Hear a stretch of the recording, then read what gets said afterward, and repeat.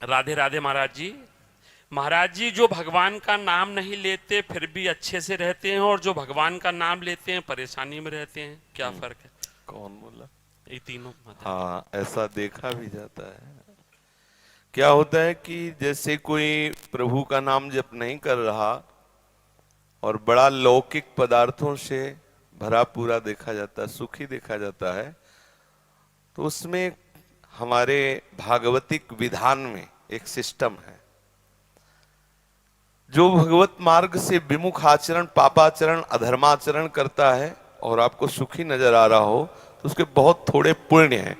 उनको भुगाने के लिए पहले हमारे संविधान, भागवतिक संविधान में उसके पुण्य नष्ट कर, क्योंकि जब उसे दुख मिलेगा तो पुण्य उसका सहयोग कर देगा, इसलिए पहले उसके सहयोगी का नाश किया जाता है। उसका सहयोगी जो सुकृत है उसको दे दिया गया। अब वो पापाचरण में और उन्मत्त हो गया। अब उसके वो सुकृत चल रहे हैं, इसलिए उसे जुकाम भी नहीं होगा, और वो सुकृत उसके नष्ट हो रहे हैं। और जिस दिन उसके सुकृत नष्ट हुए, फिर मिटिया मेट होते हुए देखा है। देखा है, शास्त्रों का विधान तो है ही, हमने देखा है।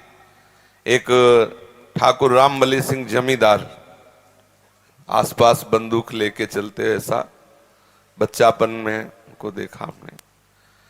वो ऐसे मतलब अपने गर्भ में रहते थे कि किसी को कुछ नहीं मानते थे। एक गरीब ब्राह्मण था जिसकी उन्होंने संपत्ति का अपहरण किया, तो वो गया और हाथ जोड़ा कि लंबरदार, गांव में ठाकुर जमींदार को ऐसे प्यार भाषा में बोले, लंबरदार आप तो राजा हो, आप तो ठाकुर हो, आप तो जमींदार हो, गरीब ब्राह्मण हैं, उतने से ही परिवार चलता था, आप गालियां बके।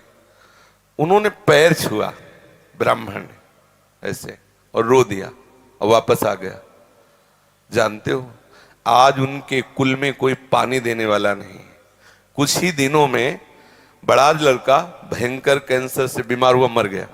दूसरा दिमाग खराब हो गया, तीसरे की टांग टूट गई, चौथा लेबरी करके उनको जो खवाने वाला था पीलिया हो गई।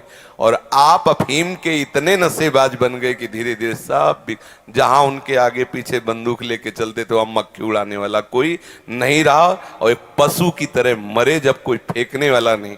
ऐसी स्थिति होता क्या है कि शुभ कर्म जब तक हमें वहां के हमारे भागवतिक विधान में सिस्टम है, यदि आप अधिक पाप करेंगे तो आपके जल्दी से जल्दी शुभ कर्म आपको दिए जाएंगे कि वो नष्ट हो, तब तुम्हारा नाश शुरू होगा।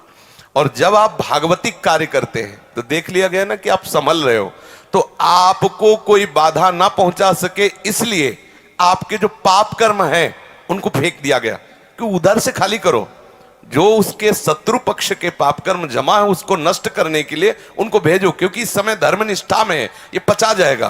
तो उसके पाप कर्म आते हैं और धर्म में प्रबल होकर के उन पाप कर्मों को भोगता है, धर्मात्मा बन के चलता है। जिस दिन उसके पाप नष्ट हुए वो सुकृत और ये वर्तमान के सुकृत मिल गए, उस दिन जय हो जाती, उसकी कोई पराजय सजयती, त्रिभुवन में उसकी जय जयकार हो जाती है, और उस पापात्मा का ऐसा नाश होता है कोई पानी देने वाला नहीं मिलता।